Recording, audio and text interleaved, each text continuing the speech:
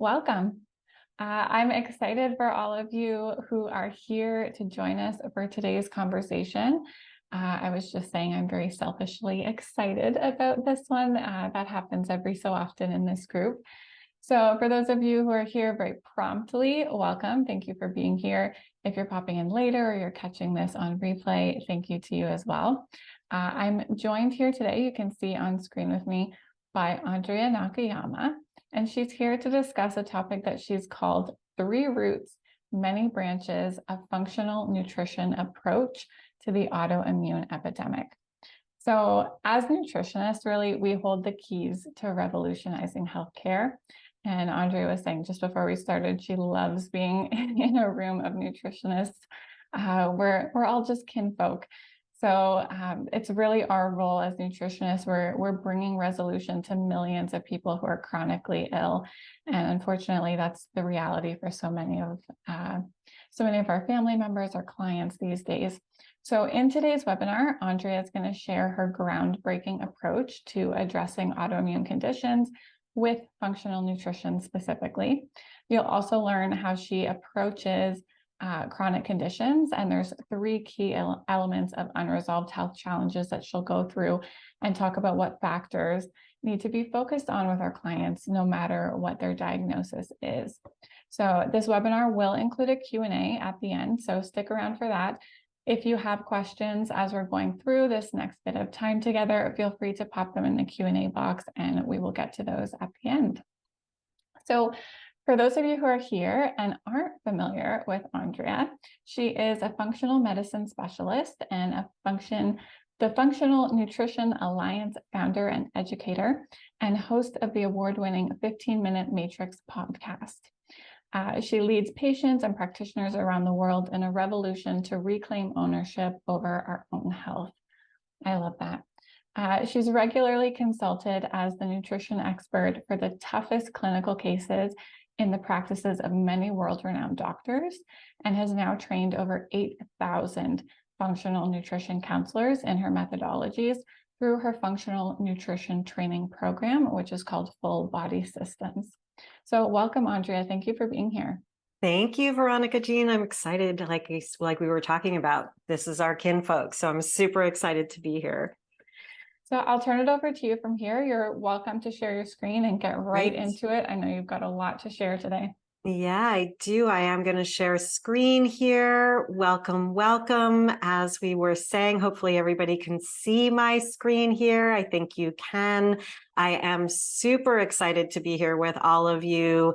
I want to really thank you for carving out the time to explore a topic that is near and dear to my heart today. I'm going to share with you today a remedy for our current and chronic autoimmune epidemic. And it includes my 3 Roots, Many Branches model. But before we get to that model of care, I'm going to ask us to take a step back, to back it up, as I like to say, and just take a bit of a pause. And that's because one of the main premises of this remedy that I'm going to share is based on a hypothesis developed over a decade plus of clinical care and the opportunity, as Veronica Jean said, to train more than 8,000 practitioners. And that hypothesis is that we all tend to leap ahead a bit too quickly into our delivery care, into the tactics when it comes to this patient population, probably any patient population. And what that means is that you may feel like you already know what I'm about to share with you today, but I promise you, I've presented this to doctors, to nutritionists, to all sorts of nurse practitioners.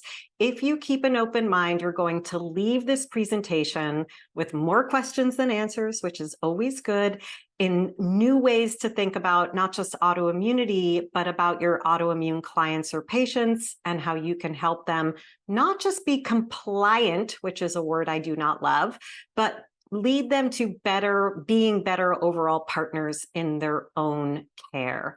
So I'm going to ask you to write in the chat if you're familiar with the word Shoshin that you see on the screen here. Shoshin is a concept from Zen Buddhism, and it refers to being open and eager and dispelling misconceptions. It basically means embracing a beginner's mind, even when working at an advanced and expert level, as most of you certainly are. And Shunryu Suzuko, in his book, Zen Mind's Beginner Mind, said, in the beginner's mind, there are endless possibilities. In the expert's mind, there are few.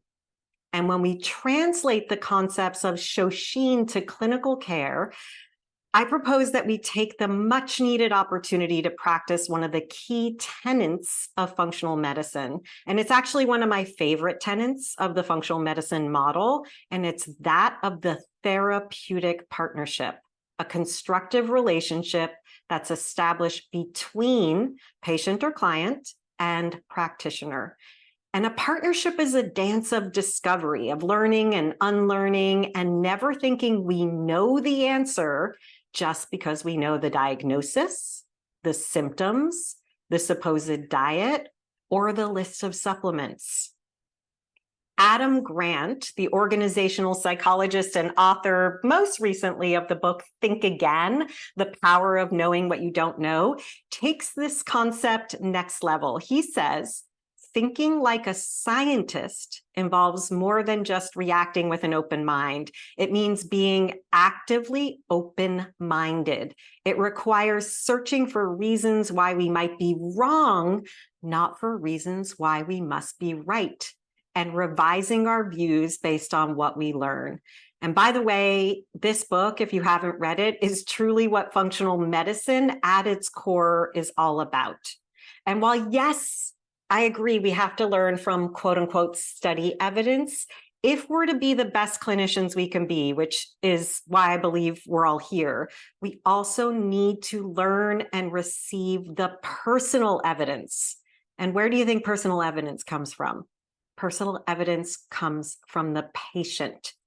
And the remedy to the autoimmune epidemic means embracing the N of one. So the first question I think we need to answer is this: are we really facing an autoimmune epidemic? And that requires us, again, to think again. And I know you know the answer. Are we really facing an autoimmune epidemic? Absolutely. Autoimmune conditions, when combined, make up the largest category of chronic illnesses. And by the way, I do have references for all this data that I'm sharing and the concepts at the back of this presentation, and we're happy to share that with you. I let Veronica Jean know we can share the deck after the time together today. Nearly 85 million Americans alone, and I know we have Canada in the house, so nearly 85 million Americans are suspected to have an autoimmune condition, and yet 85% of Americans, just as an example, cannot name one. Well, I believe they're all familiar with diabetes, heart disease, and cancer. There are over 100 conditions considered to be autoimmune. And while we may be familiar with the most common conditions like those listed here, there are a good number of other diagnosable conditions that fall under the autoimmune umbrella that are all too often, all too easily overlooked. And these are conditions like Guillain-Barre syndrome, impacting an estimated 6,000 people a year prior to the potential risks illuminated by the J&J vaccine in 2021. There's Kawasaki disease, impacting 1 in 10,000 children under the age of 5, and more than that in those of AAPI descent. There's myasthenia gravis, to name just a few. So let us know in the chat, have you seen clients or patients in your clinic or in your practice who were misdiagnosed, or worse, maybe dismissed while trying to find answers? And if that's the majority of you, you're not alone. I'm not surprised. And that's because it typically takes 4 different doctors on average to diagnose an autoimmune condition. And if we take a moment to consider the journey of that patient, the emotional impact of that quest in and of itself is significant and damaging and stressful. It's traumatic. It becomes a traumatic life event. The science journalist Maya Dusenberry She's also a rheumatoid arthritis patient and author of the book Doing Harm, the truth about how bad medicine and lazy science leave women dismissed, misdiagnosed, and sick. Says the incentive for doctors to sit and listen to patients has completely disappeared. It's a negative incentive. They are punished for slowing down. We've taught people that it's not okay to think outside the box. There's no curiosity. And that journey through 4 doctors, looking for answers, losing faith and trust, being in a stressful state, can take an average of 3 years. In fact, from what I've heard from patients, 3 years may actually be good timing. And as many of us know, and as Maya Dusenberry shares, 75% of those diagnosed with autoimmunity are women or assigned female at birth. Myth and misdiagnosis have plagued women's health for centuries. In fact, the British scholar and medical historian Eleanor Cleghorn released a book in 2021 that I also highly recommend called Unwell Women: Misdiagnosis and Myth in a Man-Made World, that explores what this bias has meant for women's health across the ages. And this book, too, has its roots in the author's own experience and suffering with autoimmunity, in her case, lupus. So while 75% of those diagnosed with autoimmune conditions are women, for reasons that we can totally touch on today, for clarity, we're actually talking about 1 in 12 women or individuals assigned female at birth who are not just experiencing symptoms associated with a misguided immune system, but who are also trying to navigate a healthcare system not currently set up to help them find resolution more quickly and before further damage at a physiological level is done. So I'm not here to tell you you're doing it wrong. In fact, in more ways than one, I am sure you are not doing it wrong, or you wouldn't be here today. I'm here to ask how we can think again to bring us to the top of our conversation, into how we can collectively do it better for this population that is sick and not getting better. And I want to provide you with a roadmap for that resolution. So from where I sit, I just want to be clear that there is a gap in functional medicine. It's not just a gap in functional medicine, it's a gap in integrative medicine and holistic medicine and in allopathic medicine. There is a gap, and it's a gap between the physician and the patient. It's a gap that I believe we in nutrition and functional nutrition can and will fill. And when I talk about this gap, it means that even if these practitioners, these doctors, know that diet and lifestyle modification matter, they don't know how to communicate it to the patient in ways that are meaningful and that will make a difference. We sit in this gap. We can see that diet and lifestyle modification are not a handout, and they need more care and attention. I don't just believe functional nutrition provides a key remedy to this autoimmune epidemic, but I also believe that we can all bring functional nutrition into our practices, no matter what our background, scope, lens, state, country is. It doesn't matter if people know what it is, it's the thinking, it's the way we approach things. So what we do with the principles of functional nutrition may be different based on where we are, what we do, who we serve, but the principles present us that opportunity to look through a new lens, to slow down, to consider all the factors, to embrace more of what I like to think of as the gross factors, as well as the day-to-day minutia. We're going to go wide and deep instead of always playing target practice like is traditionally done in medicine.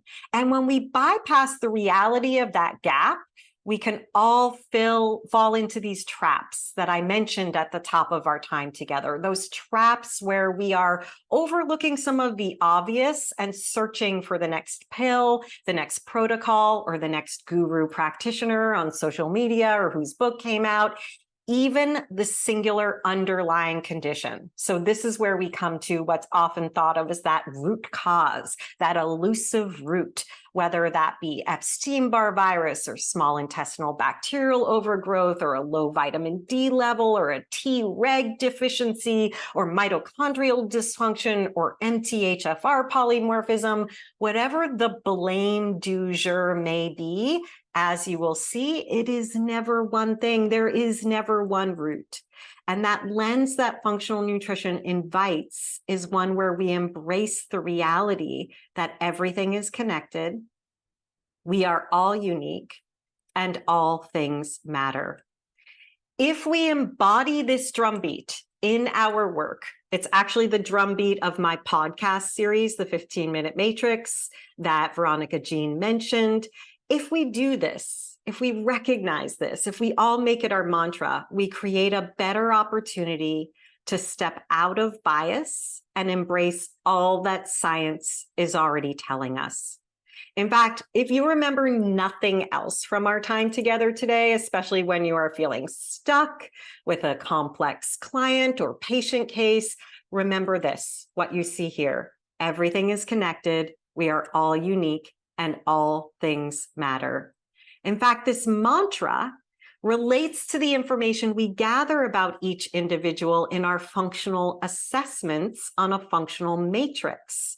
And what you see here on the screen is the functional nutrition matrix. It's my adaptation of the Institute for Functional Medicine's matrix that you may be familiar with and adapted with their gracious permission for the work that we do as nutrition professionals.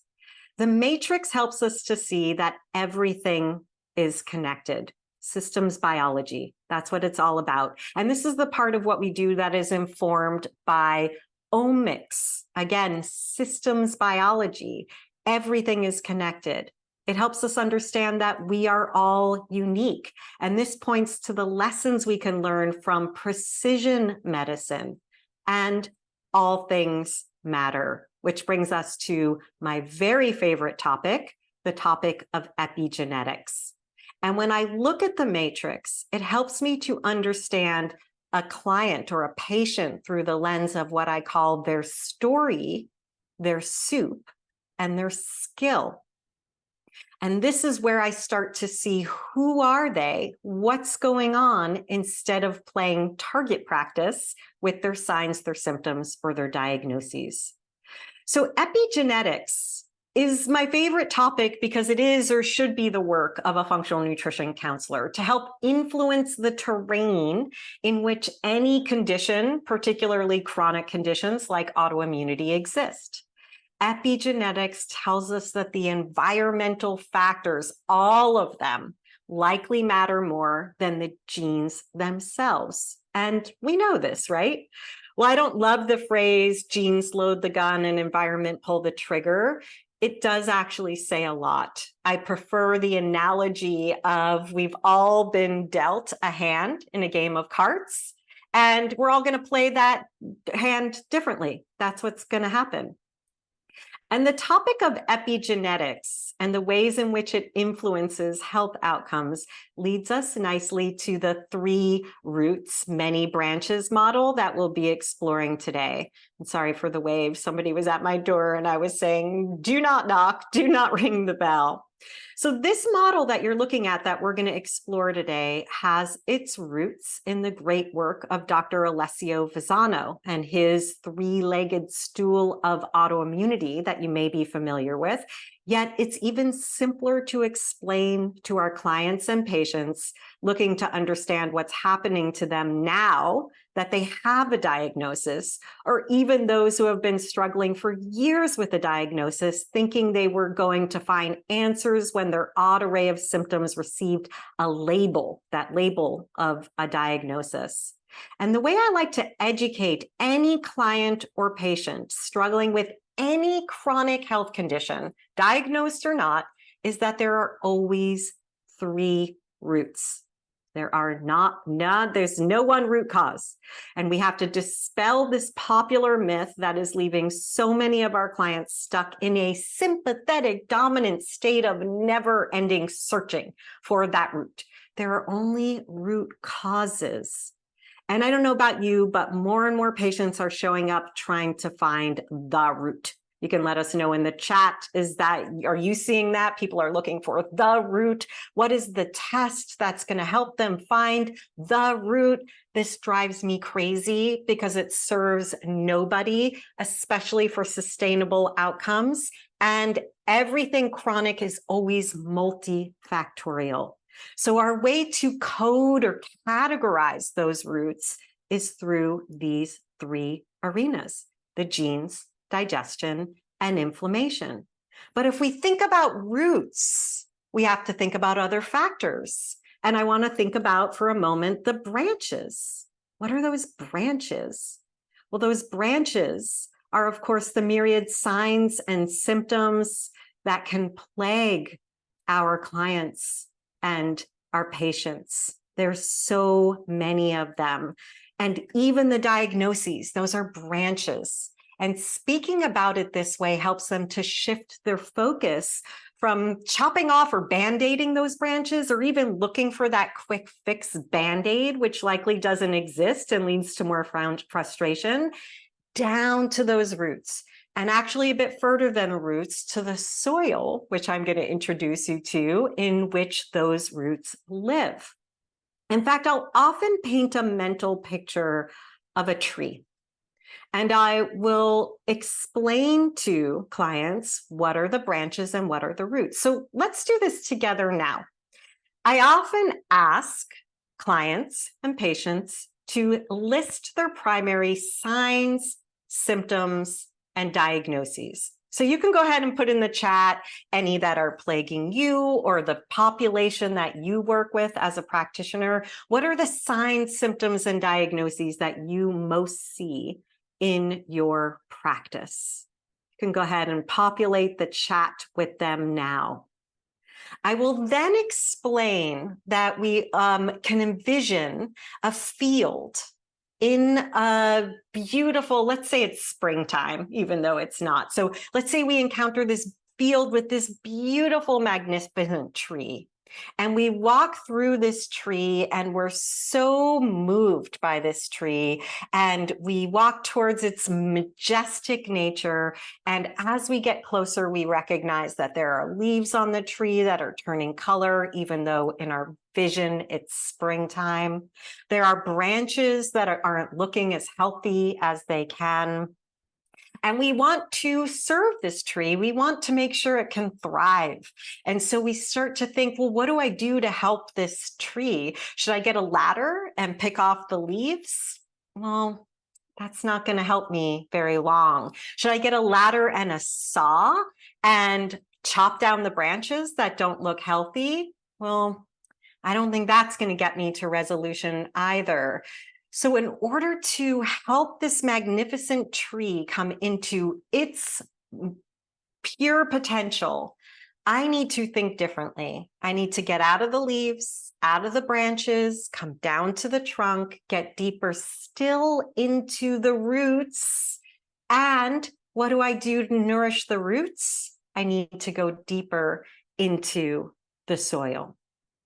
Once we've set that visualization, I'll ask that we come back to their signs, symptoms, and diagnoses, just like the ones you shared. And I'll ask them if those are roots or branches. And at this point, they can often identify that the things that they just listed as their most significant signs, symptoms, and diagnoses are branches. So together we envision this tree.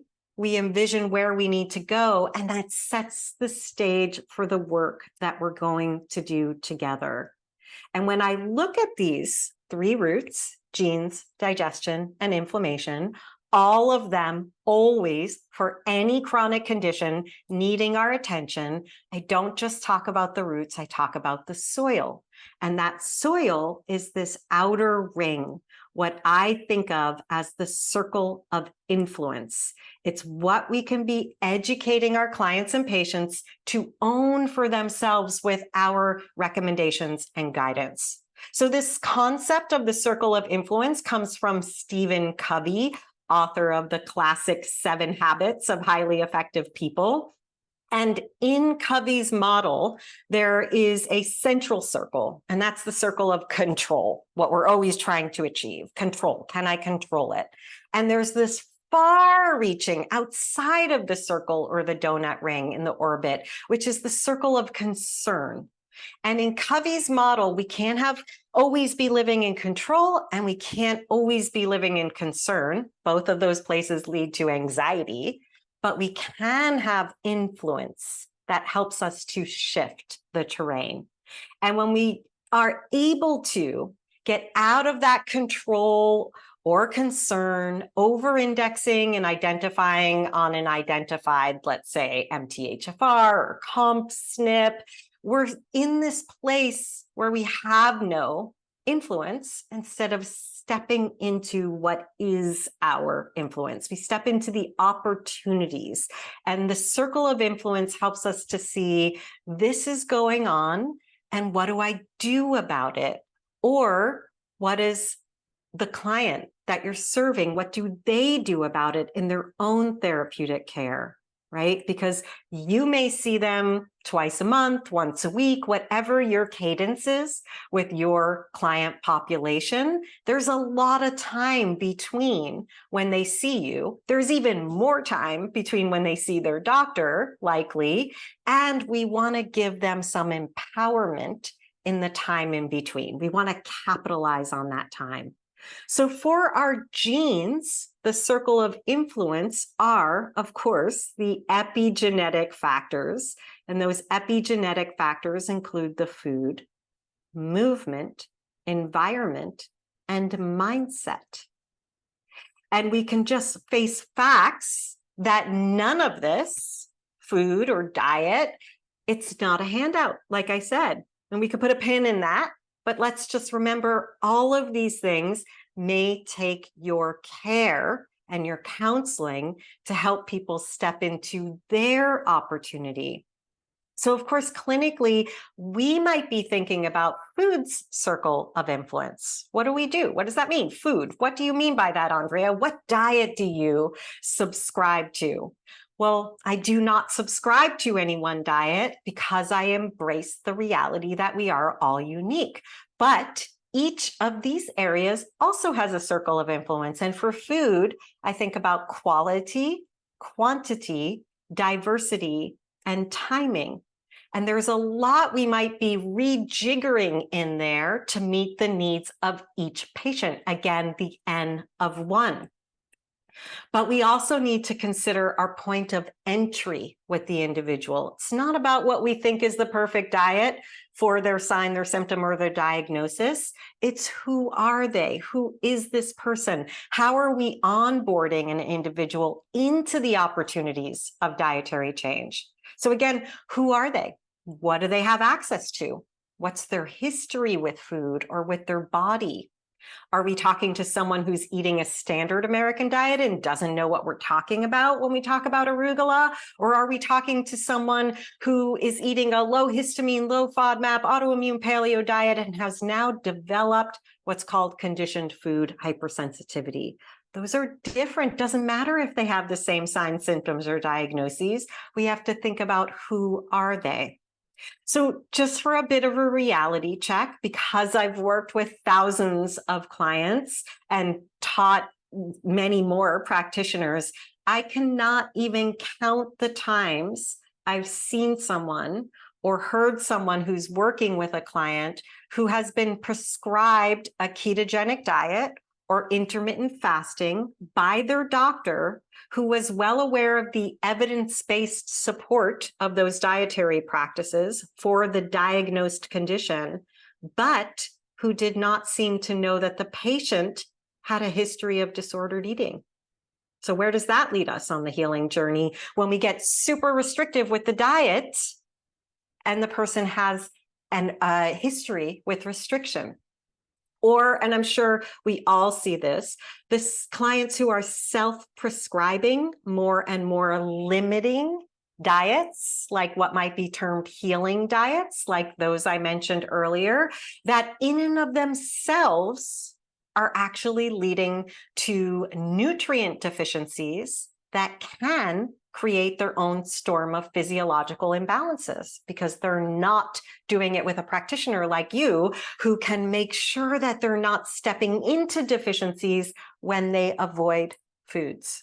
So that circle of influence surrounding the first root of autoimmunity or any chronic condition, our genes, that requires a tremendous amount of client empathy, education, and empowerment. And that's because I said earlier, dietary change is not a handout. Dietary change is not a prescription. We don't put people on a diet. We have to ensure that they have the education, the support, the guidance to implement, navigate, and sustain our very well-intentioned recommendations. And epigenetics also brings us back, because I'm bringing you into different systems that work together. Epigenetics brings us back to the right side of our functional nutrition matrix and to our mantra, especially the fact that all things do matter. Lunch matters, sleep matters, poop matters, all things matter. So our second root, because there is never just one root or one system, they all work together, is digestion. And as we all like to say these days, all health begins in the gut, but the gut is also a key place of symbiosis. It's where food, that complicated set of ingredients and potential stressors that we interact with about 3 times a day, meets physiology. And this is why I love our community of nutritionists. We recognize that it's not just about the food or the diet, it's about where food meets physiology, symbiosis. And while I think we all know this, that digestion is where food meets physiology, how often are we either making dietary recommendations or seeing them made without the recognition that even the very best diet is only as good as the health and function of the GI tract in the individual consuming that diet?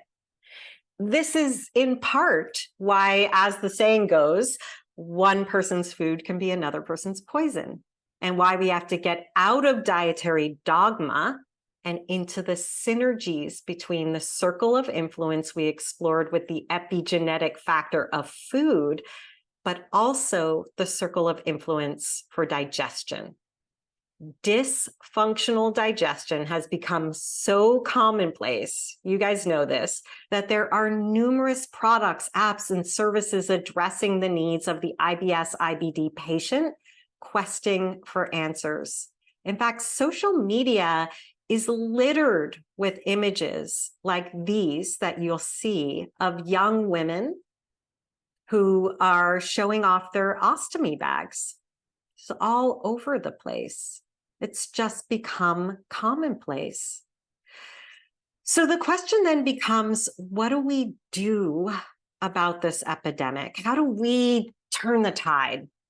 Sure, we can do more testing and get more data and find and purchase more wearables, but I believe we have a bigger problem at a more gross level. It's actually bigger than what we can find in that data. Our remedy needs to be much more accessible and understandable. We may think it's too simple, but we have to remember that the patient is our partner. And I want to make sure that you know that I'm not dismissing the deeper clinical probing and work. There is a place for all that next level data in both research and in practices. I could get on a soapbox about testing these days, and I'm happy to do that in our Q&A if that's of interest. But in most practices, and I will tell you, with most autoimmune patients, all the fancy bells and whistles aren't necessarily leading us to full-blown resolution, even with the most compliant patients. Otherwise, I wouldn't be in business, and there wouldn't be a fast-growing population of clinicians looking to fill the gap that they've fallen into themselves or found themselves straddling in their work. So let me just put this in context and kind of put aside the big picture for a minute and give us an analogy. So recently I re-listened to a great episode of the NPR podcast called Code Switch. And code switching, as you likely know, refers to adjusting one's style of speech, appearance, behavior, and expression in ways that will optimize the comfort of others. And in this episode that I'm referring to, they discuss the concept of the explanatory comma. So let me just explain this further. This term of the explanatory comma refers to when someone pauses during a conversation to clarify a cultural reference for those who might not be familiar with it. And what was referenced in this particular conversation was how people of color may pause for NPR listening white folks, as an example, to better understand cultural nuances and references that we might otherwise miss. And I'm sharing this reference because I think that many of us practitioners would benefit greatly from using more explanatory commas with our clients, code switching to their contextual reality, which may include worry, fear, frustration, perhaps not a science or medical degree. We need to help them rekindle a renewed mindset and trust that is geared towards healing. And the only way we do that is by understanding their experience and not bypassing it with our desire to fix. This makes our care about them, not about ourselves and our knowledge or supposed knowledge, the focus of attention. And this shift in context and focus is something I see as a need for far more nutrition professionals than may realize it. We think our validation comes from what we know, and believe me, there's so much noise out there that if it was available, most of our compliant clients or our clients who are eager to find an answer, they would have already found it. So ultimately, it is my belief that the remedy we're seeking for our autoimmune clients comes back to taking a pause, stepping into empathy, leading with education, and finding a way towards empowerment. Maya Angelou said, "Nothing will work unless you do." Toni Morrison said, "If there is a book that you want to read, but it hasn't been written yet, you must be the one to write it." And Florence Nightingale, who's one of my heroes because she actually saw a gap in healthcare and she filled it on her own and with a new kind of practitioner, she said, "Were there none who were discontented with what they have, the world would never reach anything better." And that empathy, that education, and that empowerment, that brings us back to those key lessons to repeatedly remind our clients, as I am reminding you of today. And that is, everything is connected, we are all unique, and all things matter. And our second root, digestion, helps us to remember that everything is connected. And in science, this is the world of omics. The field of omics is rapidly evolving this research, and it helps us to understand the role of systems biology through a more comprehensive and multidisciplinary lens. Omics illustrates how our complex biological systems are impacted by myriad external factors and quote unquote insults. And omics allows us to consider why one individual's reaction may be different than another's, even though they've experienced the same slight or offense or have received the same diagnosis. So why do two people who eat the same E. coli contaminated spinach get bitten by the same tick or receive the identical immunization or antibiotic react differently? Omics shows us that all pieces are true, but partial. And that when we have more of the pieces of the patient puzzle, we can see the picture more clearly. Omics helps us to determine how to think through a preventative lens as opposed to a corrective lens alone. And omics, just in case this word doesn't make sense, includes the field of genomics, epigenomics, transcriptomics, metabolomics, connectomics, environmomics, exposomics, foodomics, and more. And each of these fields of study offers us the opportunity to recognize and regard physiology in a more global context in ways that we were previously inconceivable in the world. So when it comes to this root of digestion, that root also exists in soil, meaning it too has that influential terrain or that circle of influence. And that circle of influence includes the mechanical, the chemical, the structural, and the microbial. And I know we love to focus on the microbiome. We want to test for diversity in populations. We want to look at what's beneficial and what's harmful. And I think that's all great. I love testing too, like I said, but there's so much we can begin to influence before we start looking through that micro lens, things that give us a running start and may even autocorrect some of the imbalances we'd see through that fancy testing later on. So obviously, and again, we need to think about who. Who are we talking to? What's their whole story? What have been their exposures?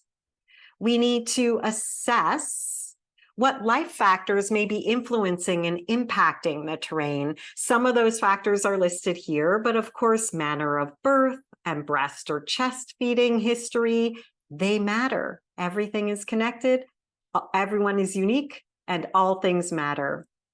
And we'd be wise to look at non-negotiable supports, taking us back to those epigenetic factors and the food, the movement, the environment, and the mindset.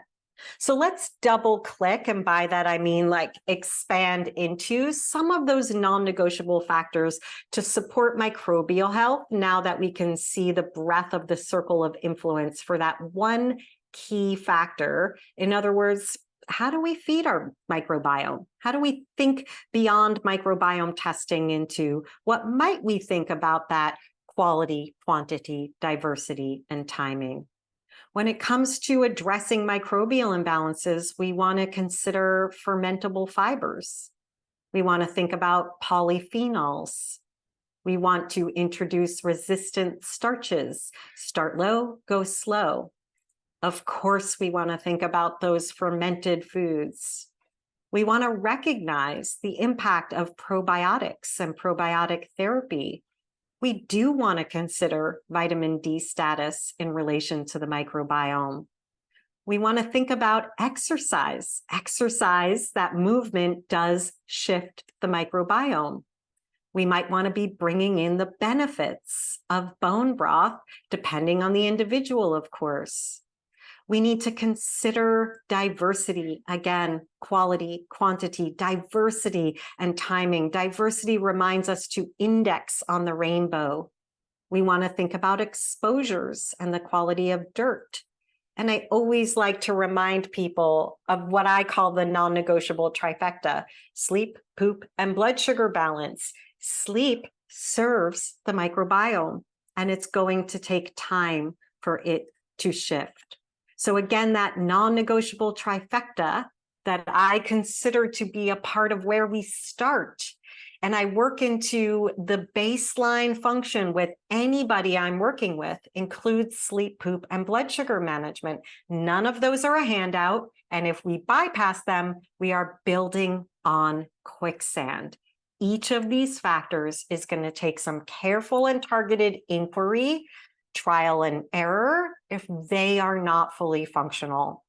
And these are all ways in which we remember to think again, to think about the things we may take for granted or prescribe as missive, but that takes some real clinical work. So coming back to our three roots, we've talked about the genes, we've talked about that circle of influence, and we've explored what may be the sexiest part of the digestion circle, its circle of influence, that microbial element. But we don't want to forget the mechanical, the chemical, of course, the structural, which encompasses what Fasano was speaking about with quote unquote leaky gut. When we have those patients who are self-restricting their diets further and further because every food category is producing a reaction, we come back to this symbiosis, again, where food meets physiology. We slow it down, we track with what I call a food mood poop journal, we reassess, we start looking into what is going to allow for sustainable results. But let's not overlook that third root, which is the root of inflammation. Before we dive in there, I just want to take you off on another little sidebar, share with you quickly a little bit about me and my history and what brings me to this passion in my own work in functional nutrition and my perspective that I'm sharing with you today. Like many of us, my journey to healthcare started with a health crisis very close to home. And I think that's true of a lot of us. For me, in the April of 2000 is when my husband, my late husband, Isamu, was diagnosed with a brain tumor called a glioblastoma multiforme. At the time, he was 32 years old, and I was just 7 weeks pregnant with our first and only child.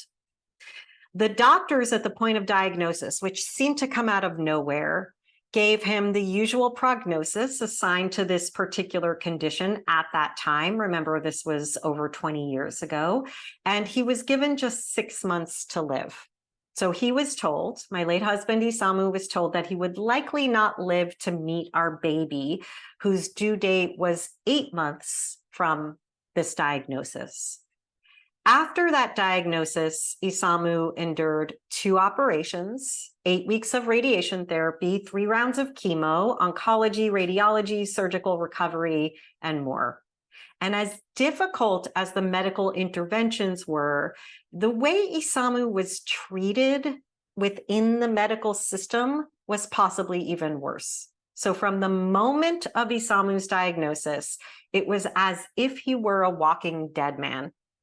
The doctors and nurses spoke to us as if this man that I loved was moments away from expiration.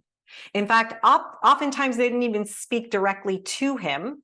Instead, they would direct their attention to me, and I would try to direct their eyes back to him. And for me, this realization, this experience, this first time really within the system illuminated 2 glaring problems with our current Western healthcare model. And those 2 things were that everyone with the same diagnosis was treated uniformly, regardless of their age, history, lifestyle, or unique physiology, and that there was little humanity in the treatment protocols themselves, no empathy for the person who had the disease. If you had the diagnosis, again, you were just that. You have the diagnosis, that's your label, that's who you are, this is what we do. Very protocol focused. And the system of care seemed to ignore critical factors that I then knew, and now so much more know about the study of systems biology and how systems biology can actually influence outcomes. From the health of other body systems, we've known for decades that the brain doesn't exist in a vacuum, to the foods eaten, to genetics, to travel history, to love and spirituality and mindset and more, all the things that can have an effect on a person's healing and outcomes, and in this case, even their longevity. So while I was a passionate foodie at the time, I knew little about science and nutrition.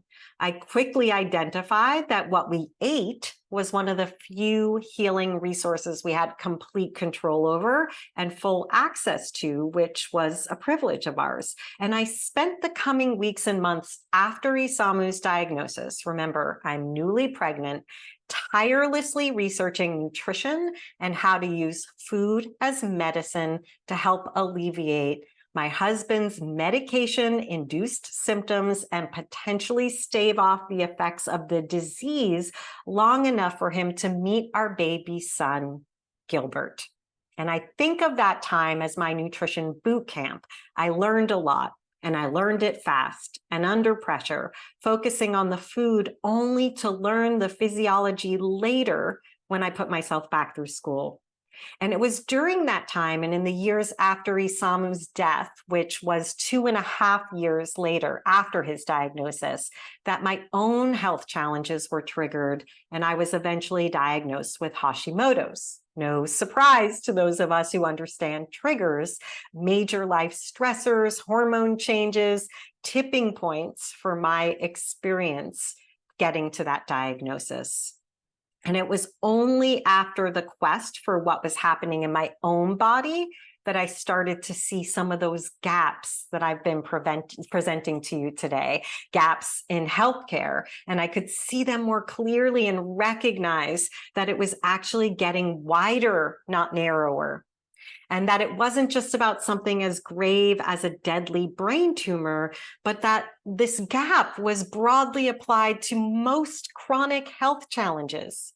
And as I met more and more clinicians, those wanting a more holistic or functional approach, and had the opportunities to teach nutrition after my decades of education after that point, I realized that even we nutrition professionals are looking for the next protocol, the next pill, the next dietary theory, or the be-all, end-all food, whether it's collagen or bone broth or MCT oil or organ meat or kale. We're looking for that one thing to solve the ill. And somehow we lost the truth of the individual and the concept that, yes, we are all unique. And this brings me to the messages we can glean from our everyday practices and the realm of precision medicine.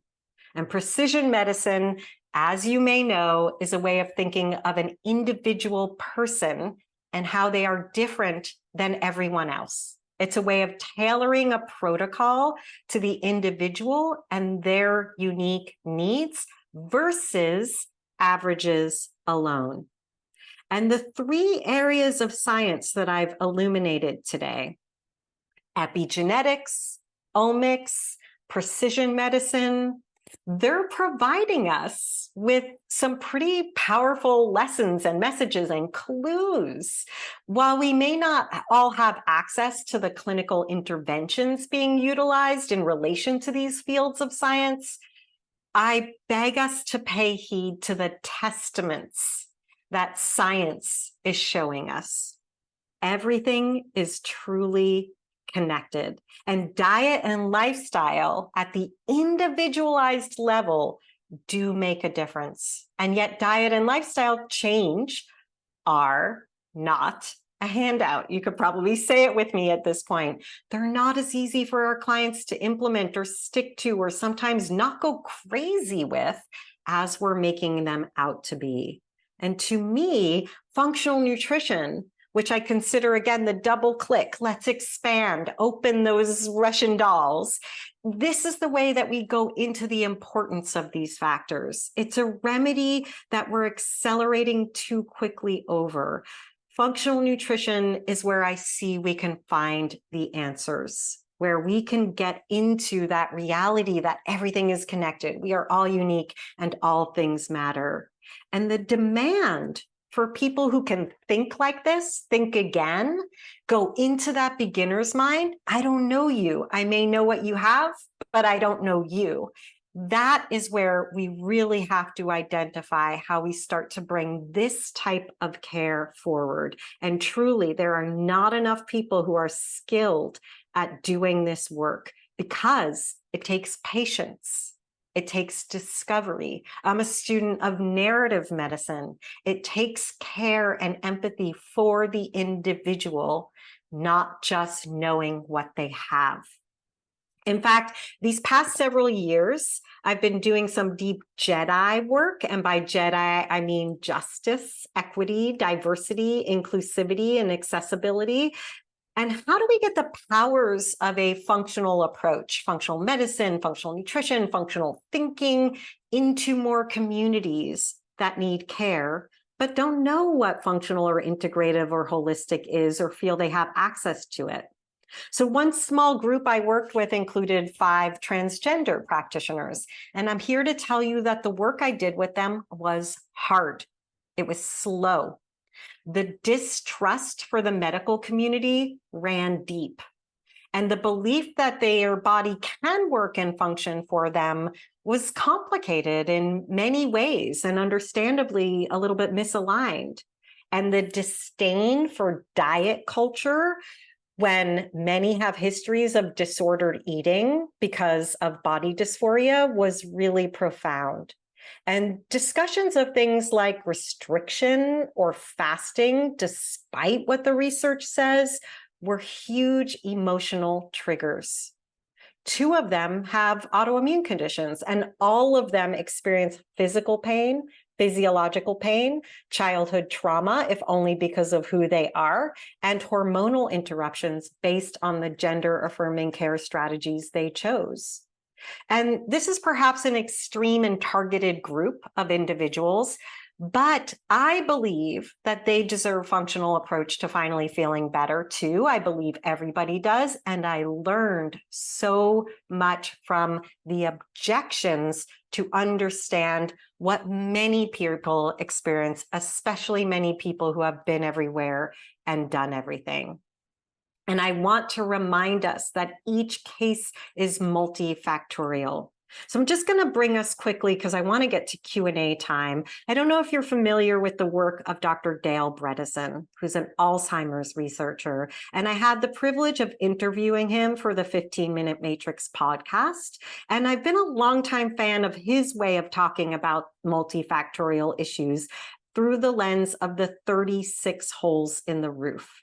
So neurodegeneration, according to Dr. Dale Bredesen, is never just one thing. It's instead a number of a lot of things.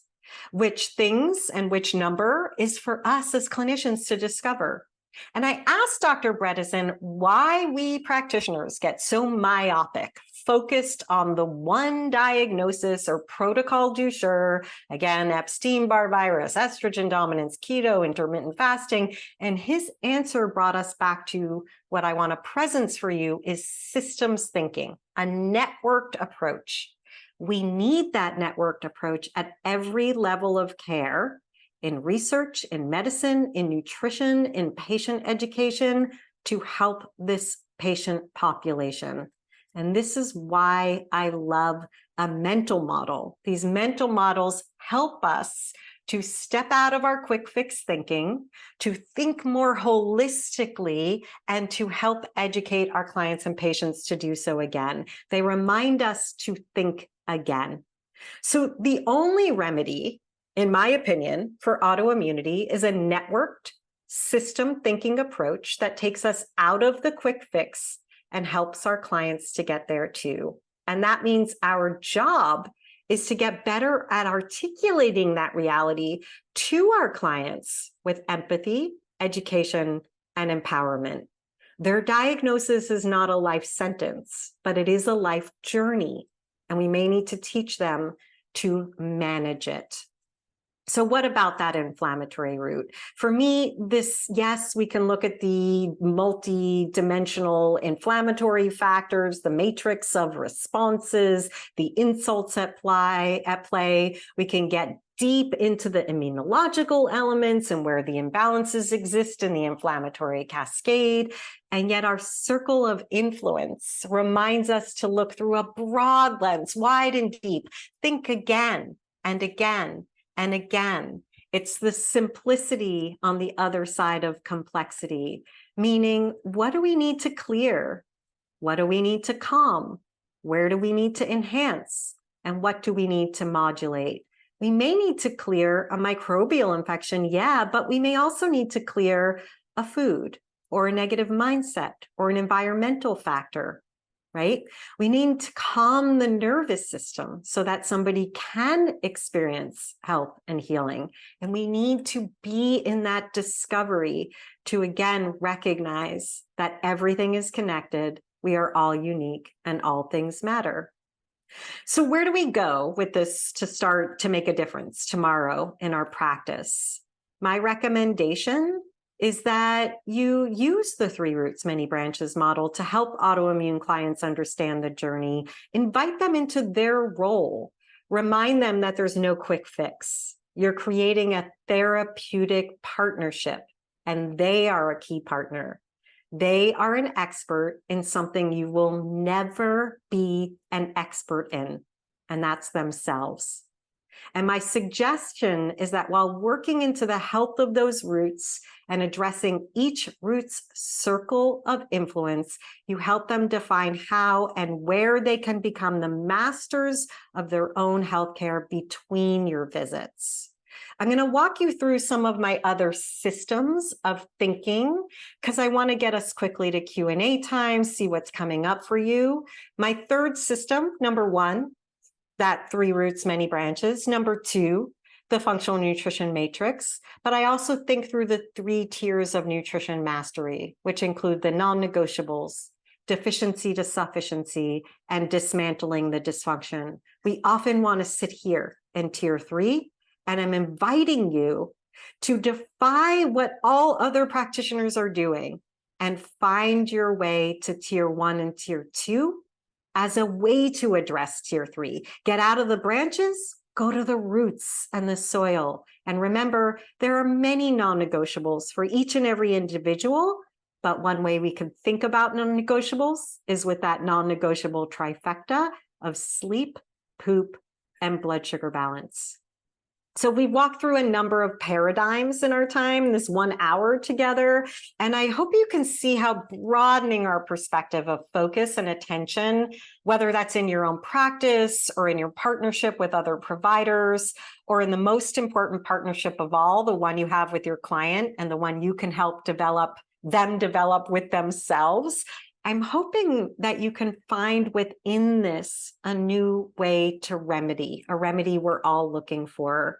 And this is where I really do think it is the simplicity on the other side of complexity. We're often making things more complicated than they need to be, at least in early stages, and sometimes even in late stages. You'd be surprised how many clients I've seen who are working with the top doctors who are not even recognizing that they have an imbalance in their red blood cell function, in their sleep, in their immune factors. I can't even believe what I see on people's regular old serum labs that's being overlooked in favor of fancy testing, fancy protocols, fancy interventions, and then the number of people for whom that doesn't work and are frustrated and ready to walk away from it all. I have a final framework that I just want to quickly run through, which I call the empathy matrix. The empathy matrix reminds us to inquire, how have each of these factors impacted the individual? It reminds us to identify, how is that person's response to each of those factors manifested? And finally, and most importantly, it reminds us to integrate. We integrate a more holistic, a broader, a more comprehensive understanding to truly help each and every individual. So before we go into Q&A, I do have an ebook for you. It's my ebook called The Field Guide to Functional Nutrition. You can find that by going to fxnutrition.com/networking-nutritionists. And that's an ebook you can get your hands on at any point. I'll leave this URL up. I just want to show you there's more, if you get the deck, more URLs here for you, and the sources are all there for what I was talking about. I'm going to stop sharing and I'm going to come over, see how we're doing. That was a lot to consider. That was a lot, but thank you. It was beautiful and deep and broad all at the same time. So thank you so much for sharing all of that. Yes, absolutely. I just want to check in, see how everybody else is doing. I could see the things that were coming up: fatigue, a lot, painful periods. I just want to recognize when we think like this, those are the factors, those branches that we can better address. So we do have some questions that have been sent in already, but for those of you who are here live, if you have additional questions that you would like to ask Andrea, feel free to throw those in the Q&A box now. At the top of the last hour, you mentioned that it is in fact an autoimmune epidemic. There is a rise in this group of conditions. What do you think are the key or the main factors that are playing a driving role in this increase in this group of conditions?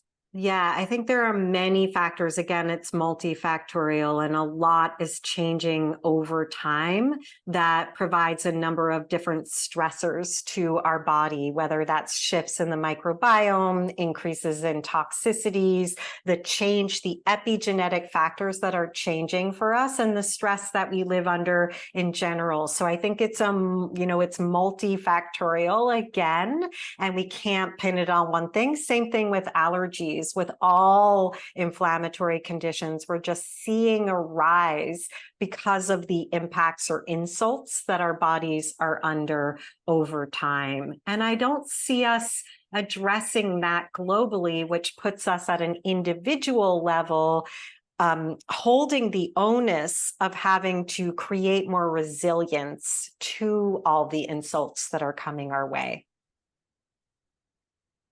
So with this increase in autoimmune conditions, have you, in your own experience, have you seen an increase in that individual person wanting to take control of their health over the last few years? Yeah, so what I see is that people don't usually want to make those big moves until the issue is big enough and they've done enough that they've hit that roadblock. So it's people who are sick and not getting better. I actually have on my personal website a cycle of chronic illness that I've developed that recognizes that at first we may think, it's nothing. And then we get into, oh, this is something and I don't know what it is. And then we're seeking, who can give me an answer? Then we get to the diagnosis, which for many patients, we think that's the answer. Now I have a diagnosis. They will know what to do, because that's how we think of medicine. Unfortunately, and as most of us know, chronic illness is not something that our current medical system really knows how to deal with. They're very equipped at working with acute care, which I am very thankful for. And yet when it comes to chronic care, people hit that roadblock where I thought I got the diagnosis and I thought I was going to get the answer, but wait a minute, that answer didn't work, or it only worked this much. And that's where people go seeking. And what I find is a new part of that cycle is they go seeking, and there's a lot of noise out there these days, and they start self-prescribing, self-diagnosing. Self-prescribing maybe diet, maybe lifestyle, maybe supplements.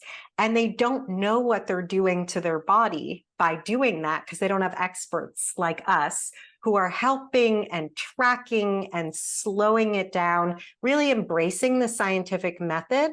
I have people call me in tears because they've gone on an autoimmune paleo diet, they're depleted, they're trying to solve something without the understanding of what they're doing to their body. And this creates this cycle of never-ending questing for a fix, when it's just so much deeper and broader than that.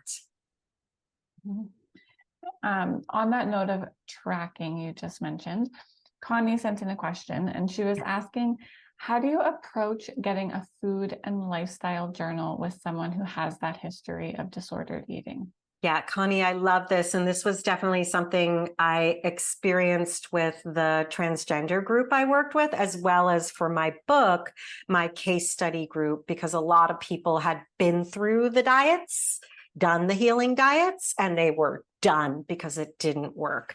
And so food, mood, poop tracking for me, and we do have a food, mood, poop tracker. Mood is any sign or symptom. But that's where I'm inviting people to just write it down and not bring any critique to it. Just write it down. If they're not ready to write down their food, I'm going to ask for other sorts of tracking. Can you track for me your poop? How'd you poop? Here's a Bristol stool chart. Let's just look at your poop through the day. And then I might back into that broader information. I might track their symptoms.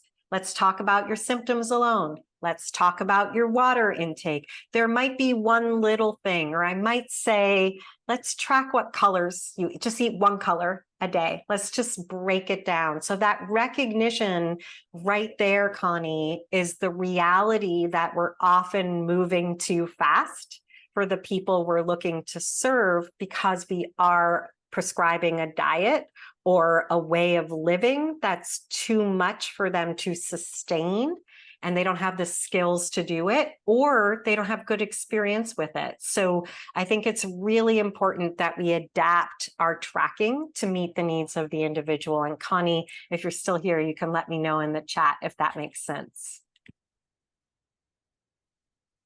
All right, Sophia's also sent in a question. She's asking, do you have a system in place to decide the most important factor or factors from that myriad of factors that may weigh the most in maintaining the autoimmunity as being active or bringing it into remission?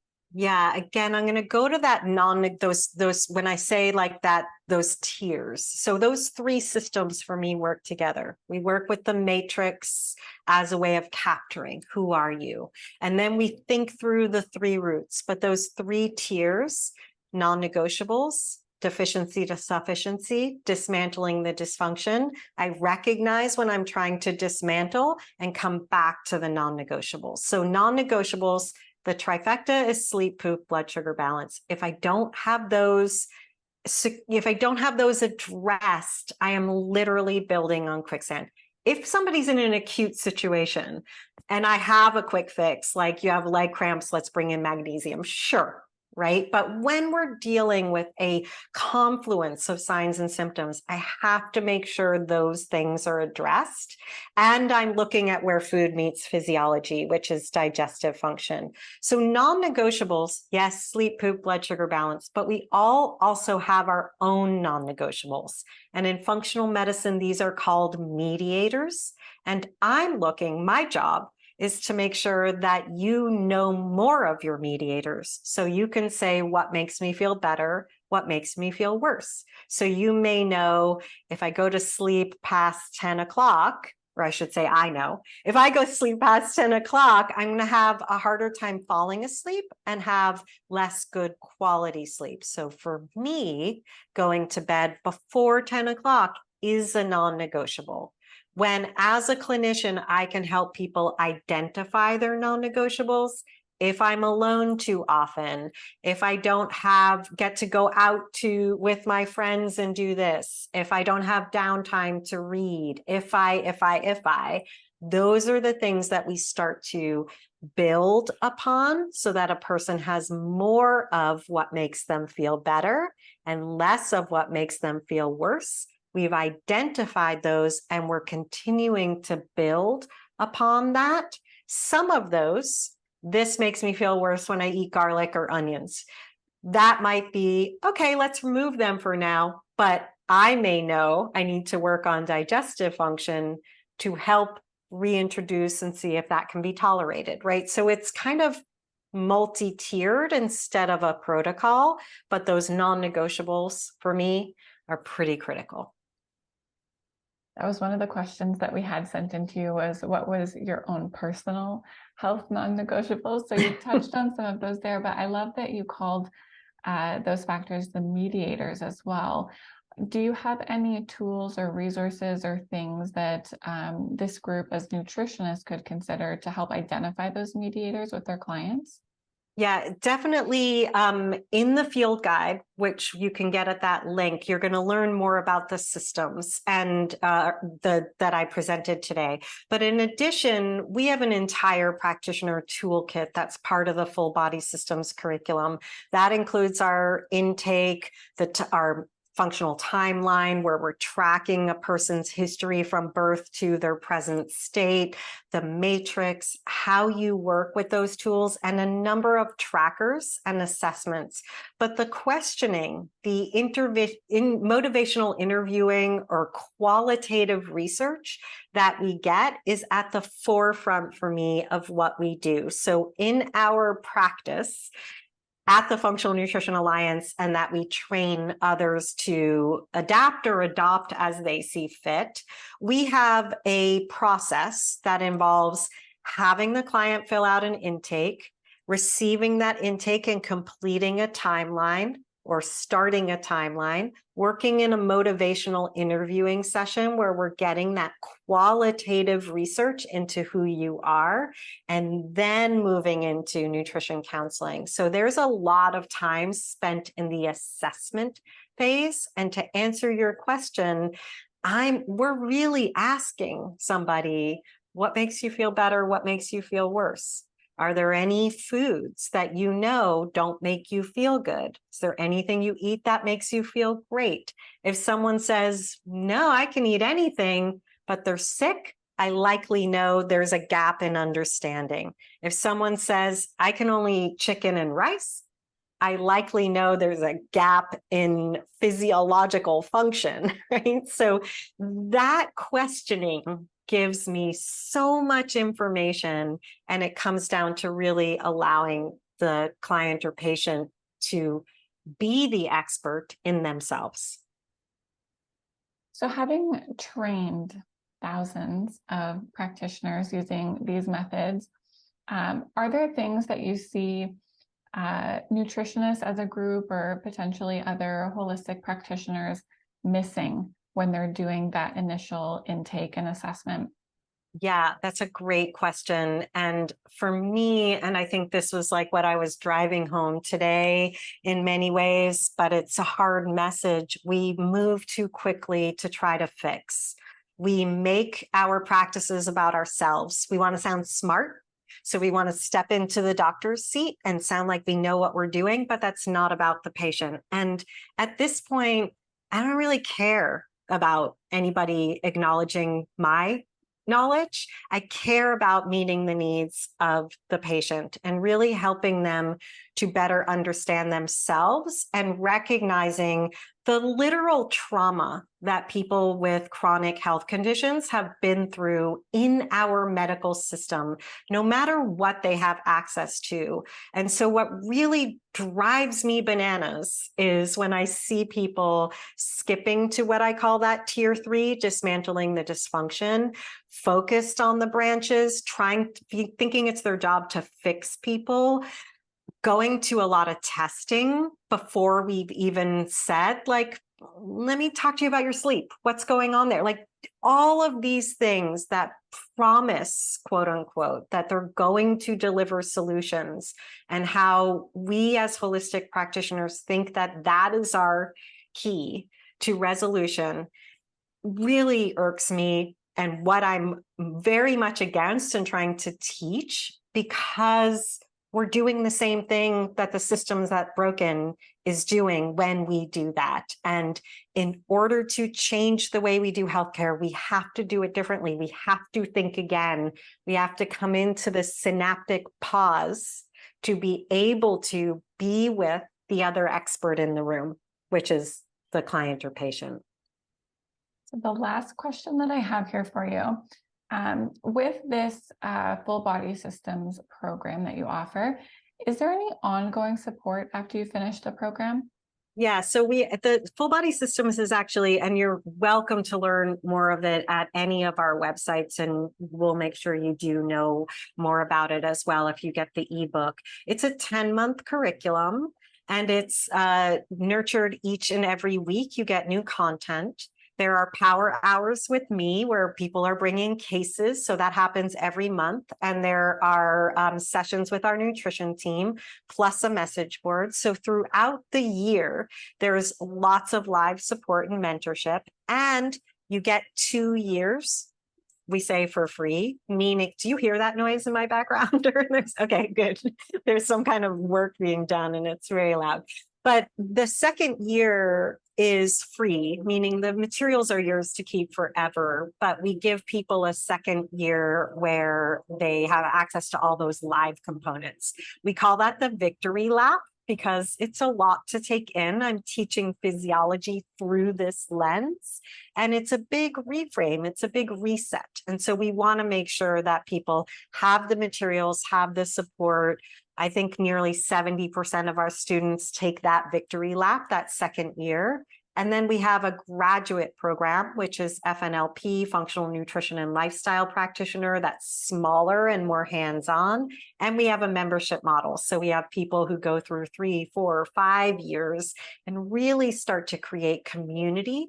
So they're thinking like this together, as you have provided with networking nutritionists, because we need to be around like-minded people, solve our cases together, really be in communication and conversation about it.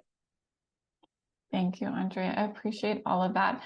Before I wrap us up for today, is there anything else that you want to share that we maybe didn't touch on that you were hoping to? Let's see. I just want to remind everybody that this is such important work we're doing as nutrition professionals. I really do believe we are the future of healthcare and the future of the chronic illness epidemic, which autoimmunity is a piece of. And I think we have to be brave to join hands and sit in that gap, not try to play at being different kinds of providers, because the kind of provider that we can be that really sits in that place of understanding what do dietary changes or lifestyle changes mean for you is the place where we will find our way forward, find the difference in the care that we offer, and really provide more solutions. So I just want to remind everybody here, you're doing the work that's most important. And if there's any way I can support you or serve you in your future endeavors, I would love to do that.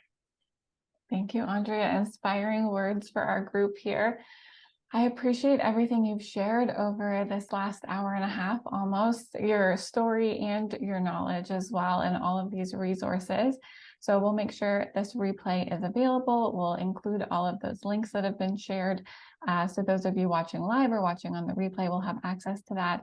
And you're welcome to get in touch with Andrea, as she said, and dive in even deeper. So thank you again for being here today. Thank you, Veronica Jean, and thanks to Kate for being with us here in the chat. So nice to be with all of you, and I hope to see you out in the nutrition world. All right, take care, everyone. Bye now.